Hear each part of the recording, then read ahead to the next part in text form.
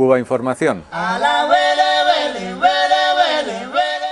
Yo sé que de todo no hay, pero a mí me gusta, compay, pasear por Tumba 7, por La Habana y ya, Guajay. A mí me gusta, compay, tomarme con los socios unos traguitos de Cubay. A mí me gusta, compay, me gusta, me encanta, tú ves. A mí me gusta, compay. ¿Y a ti qué? ¿Te gusta o no te gusta? Estamos en las jornadas por el 20 aniversario de la CESC, de la Coordinadora Estatal de Solidaridad con Cuba. Una de las personas invitadas a estas jornadas internas de reflexión y debate es Joseba Macías. Joseba Macías es sociólogo, periodista, profesor en la Universidad del País Vasco, documentalista y un gran conocedor de la sociedad cubana. Precisamente en el mes de mayo defendía su tesis doctoral sobre la sociedad civil, sobre la articulación de la sociedad civil en la Cuba revolucionaria. Bienvenido, Joseba. Hola, José, muchas gracias. Bueno, el tema de la sociedad civil en general y la sociedad civil en Cuba, un tema polémico, contradictorio y también muy manipulado, ¿no? Yo creo que sí, que estamos ante una de esas palabras, de esos términos tótem que da lugar a mucha manipulación, siendo esencialmente complejo. Mira, hay muchas voces, por ejemplo, que hablan de que no se puede citar a Cuba en una perspectiva de articulación de sociedad civil, porque en una sociedad en la que no existe lo que podríamos denominar los mecanismos representativos de la democracia burguesa occidental, no existe una sociedad civil como tal.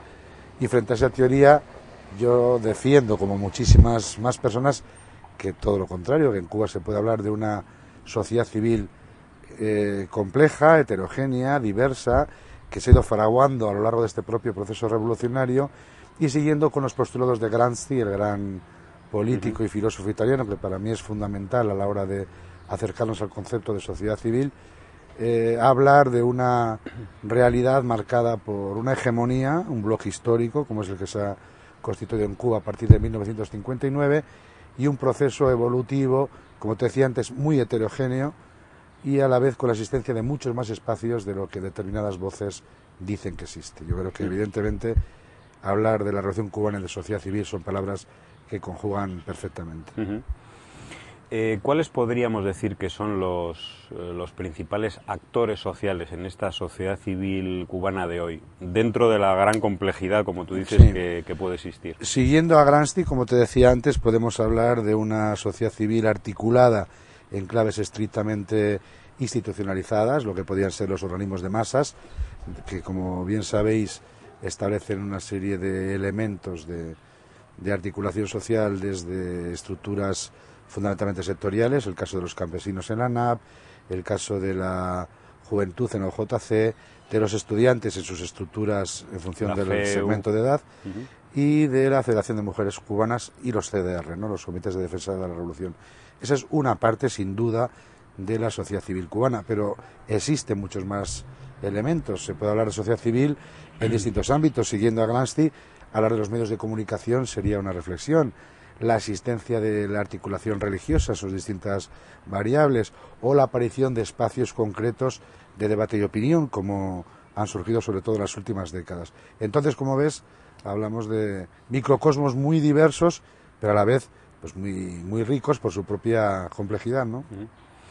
Podríamos decir que el esquema, la estructura de sociedad civil revolucionaria clásico, por así decirlo, de las décadas anteriores, de alguna manera está cambiando. Incluso podríamos hablar de un paradigma de crisis de esa estructura de sociedad civil. Yo creo que sustancialmente sí. El propio Gramsci hablaba de, como te decía antes, de hegemonía, bloque histórico, nueva sociedad civil, no en enfrentamiento contra el Estado, es decir, la sociedad civil por concepto no tiene que leerse únicamente en claves neoliberales, sino que también tiene una lectura de elementos de complemento dentro de un concepto, en su lectura marxista, de superestructura. Él eleva el concepto de sociedad civil a esa categoría, sí hay un proceso de cambio y de transformación en estas estructuras que podríamos llamar tradicionales revolucionarias, pero fruto también de los propios cambios en la sociedad. Hablar de la realidad de la mujer cubana hoy, por ejemplo, no es una realidad uniforme. Ya en los últimos congresos, no en este último, sino en los 2 o 3 últimos congresos de la Federación de Mujeres Cubanas, distintas voces hablaban ya de qué es la mujer cubana. No se puede teorizar para un arquetipo, un concepto de mujer militante tipo, ¿no? Esa pluralidad se refleja en todos los ámbitos. En el ámbito vecinal, los CDR surgen en un contexto fundamentalmente bélico, de resistencia, de articulación de la base para evitar una penetración nada metafórica del enemigo, ¿no?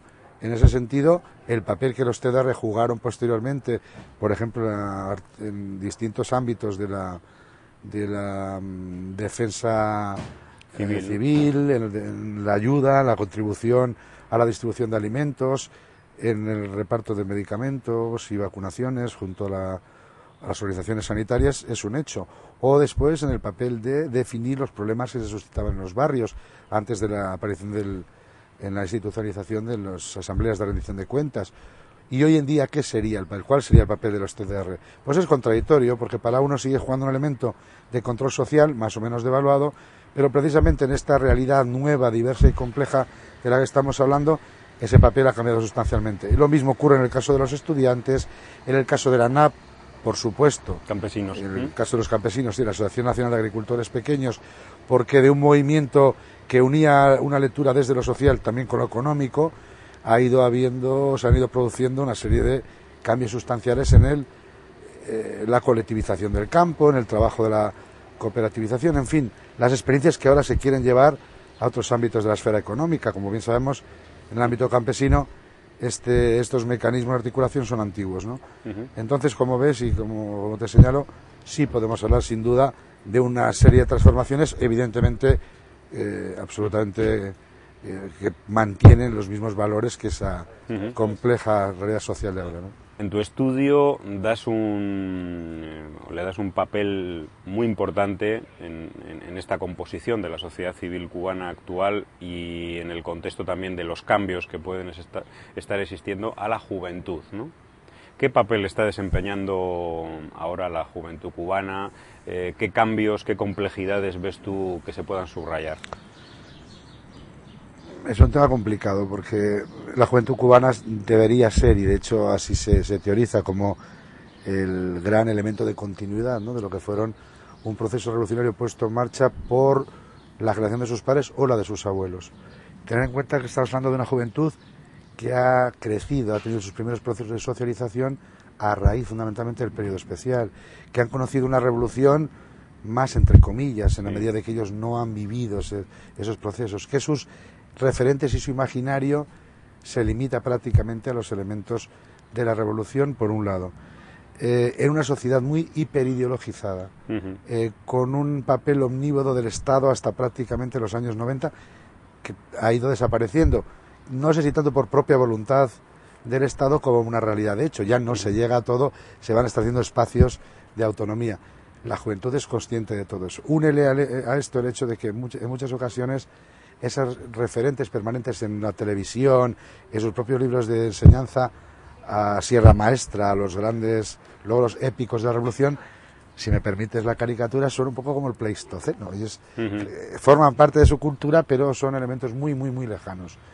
Todo esto yo creo que conlleva un conflicto que, unido a la dificultad abierta que se suscita en lo cotidiano a raíz del periodo especial, conlleva una especie de fractura entre la esfera de lo privado y la esfera de lo público. La esfera de la cotidianidad de la casa, por ejemplo, y la necesidad de mantener un discurso oficial. Eso ha dado lugar, como bien sabemos, a determinadas pautas de doble moral que siempre han podido existir, como en toda sociedad, pero que a partir de aquí se radicalizan a una heterogeneidad de la propia juventud, una evidentemente muy militante, otra que yo creo que es mayoritaria, digamos, con una cierta alejamiento de la militancia cotidiana, pero identificada con ese proceso que al fin y al cabo es el suyo. Es decir, que ante una posible, y yo creo que no nada viable hoy, invasión, acudirían todos a defender su país, muy nacionalista, no tanto muy marcada por una lectura de, digamos, los grandes clásicos del marxismo, porque ese es su contexto, muy diversa, muy heterogénea, con la reaparición de nuevos elementos de estratificación, también de lo que podemos llamar tribus urbanas novedosas, con nuevos espacios que han ido consiguiendo, pese a las enormes dificultades de la plasmación de esos funcionamientos colectivos en lugares públicos. Creo que el referente de la calle G en La Habana de los fines de semana es todo un ejemplo, ¿verdad?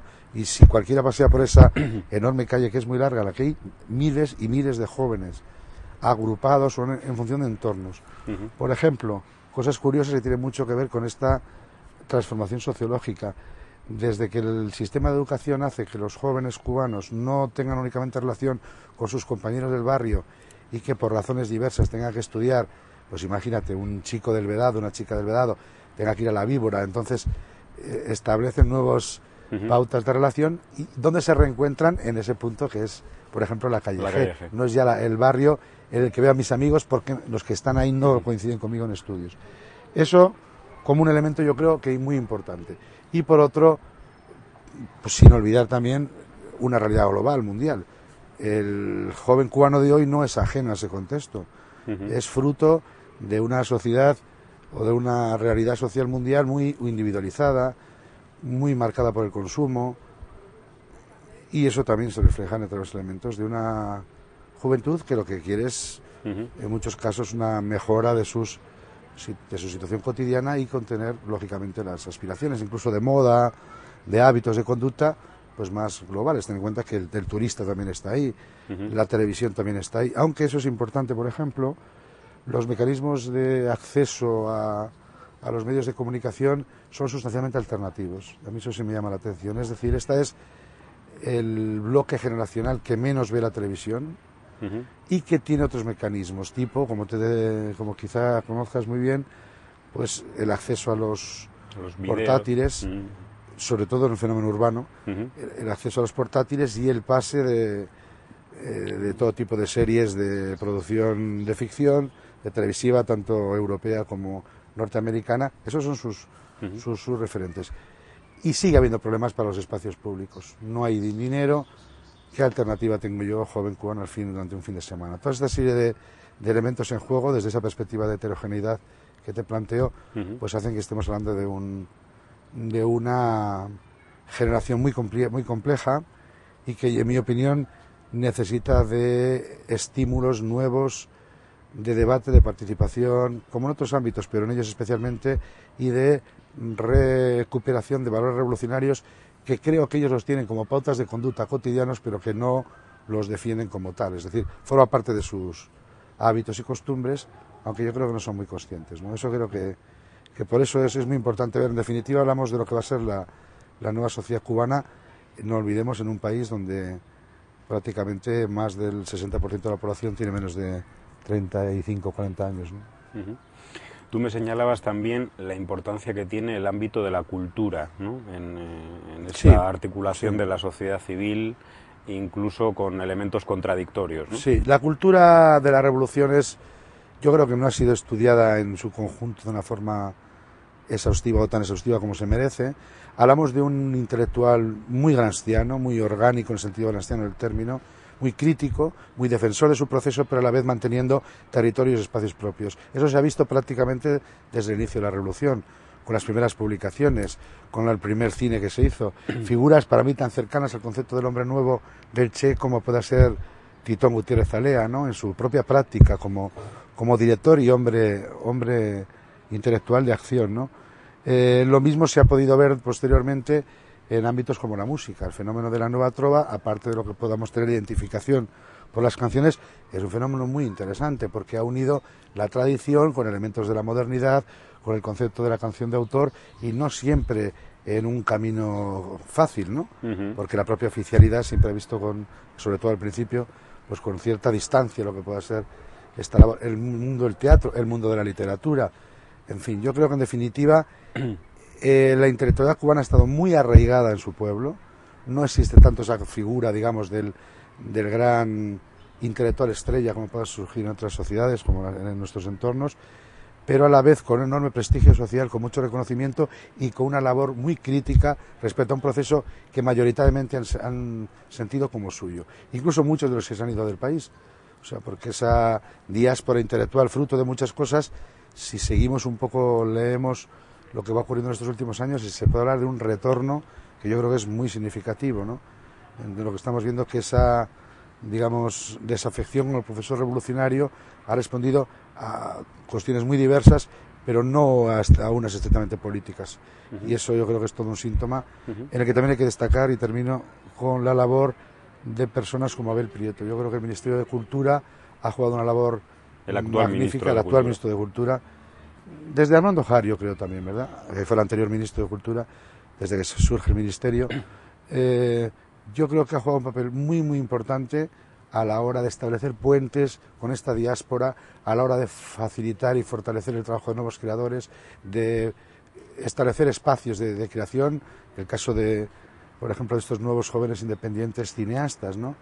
Que dado el proceso de democratización de la filmación y de la imagen, pues están haciendo ya documentales con cámaras cuasi profesionales. Ellos mismos se editan sus trabajos en sus ordenadores, con sus programas de edición propios, y los sacan a la calle, encuentran espacios para exponerlo, lo mandan a festivales.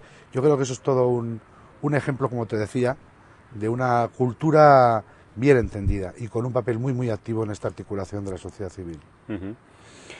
Los grandes medios de comunicación nos retratan, como tú decías al principio, un país en el que no existe sociedad civil, e incluso retratan a esta sociedad civil de una manera un tanto en forma de caricatura. La relacionan, por ejemplo, con lo que se llama la disidencia política, la contrarrevolución cubana.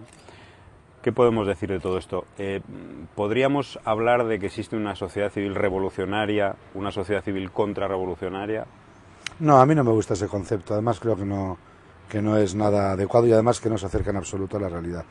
Sí es cierto que hablar de Cuba, como bien sabemos, genera pasiones absolutas, ¿no? Es muy difícil encontrar elementos de objetividad en una realidad muy ideologizada, y que, por otra parte, pues como decía el gran escritor Lichi Diego, que ha muerto hace poco fuera del país, la razón dicta, la pasión ciega, y eso es una realidad en la reflexión sobre Cuba.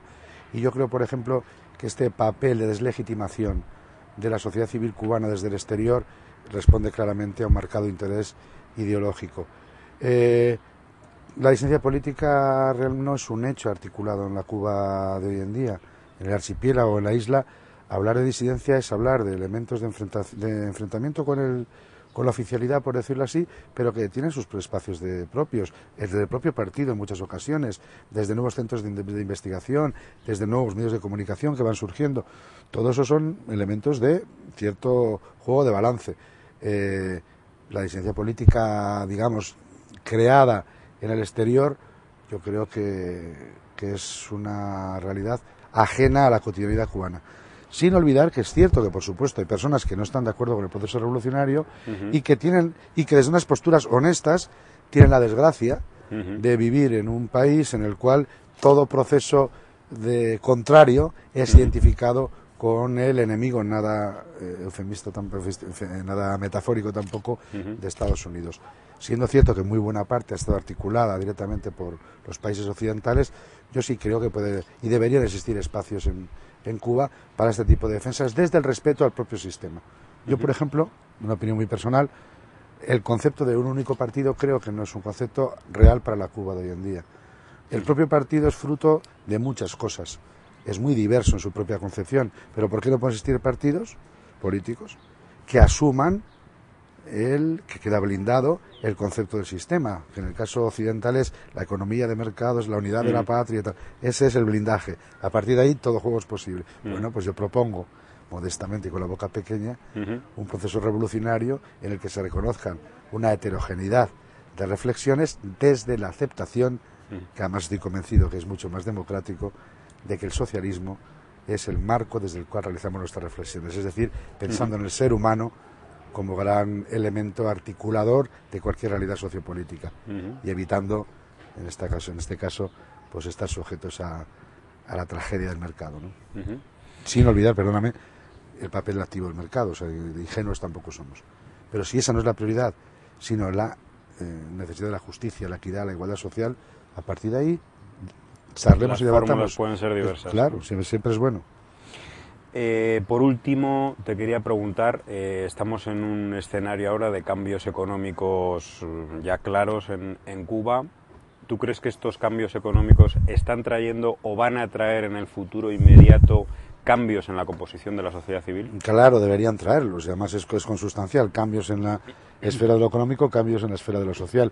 Habrá que ver hasta dónde, porque fíjate que una de las grandes palabras de orden en la reflexión colectiva reciente que ha tenido lugar en la isla han sido dos. Una, la territorialidad, es decir, superar ese concepto de diferencias tanto entre centro y periferia de la ciudad como entre las distintas geografías de la isla o del archipiélago, eso por un lado, y dos, la implementación, es decir, los propios cubanos y cubanas dudan de cómo se van a poner en práctica esas interesantes teorizaciones. Eso es todo un síntoma de que hay una cierta preocupación, pero de entrada existe ya un paso enorme que es el de la voluntad de asumir, como te decía antes, que el papel omnívodo del Estado no tiene sentido en la Cuba actual y que la existencia de nuevos espacios necesitan también ser extendidos al ámbito de lo económico. Bueno, vamos a ver hasta qué punto se puede hacer yo creo que sí, que se puede hacer una estructuración socioeconómica basada en la pequeña y mediana empresa, con mecanismos de control para evitar precisamente ese espíritu y esa ansia tan humana de la ambición y la acumulación, y a partir de ahí verlo. En el campo se ha intentado hacer con mayor o menor éxito, pero en definitiva es extender esa experiencia a la nueva realidad. Claro, eso debe ir sustentado en una participación activa de la población en la toma de decisiones. Uno de los grandes logros del proceso revolucionario, en mi opinión, es haber generado colectivamente una de las poblaciones más maduras y con más nivel de educación del mundo. Ese potencial de tan alto nivel cultural implica también una sociedad mucho más crítica, mucho más dispuesta a plantear. Tú tienes que establecer, que además es tu activo, mecanismos que posibiliten que esa población canalice sus formas de respuesta, de debate, de participación, de contraste de opiniones. No existen muchos todavía en la Cuba de hoy porque es hija precisamente de esta lectura más verticalista, fruto de muchas cosas, buenas y malas, y sin duda del bloqueo, de la agresión exterior, pero yo creo que nuevos tiempos, nuevas necesidades, y desde la convicción de que esta revolución dentro de la revolución, si tiene un lugar en el mundo donde es posible por los mimbres ya existentes, es precisamente Cuba. Yo en ese sentido sí soy optimista.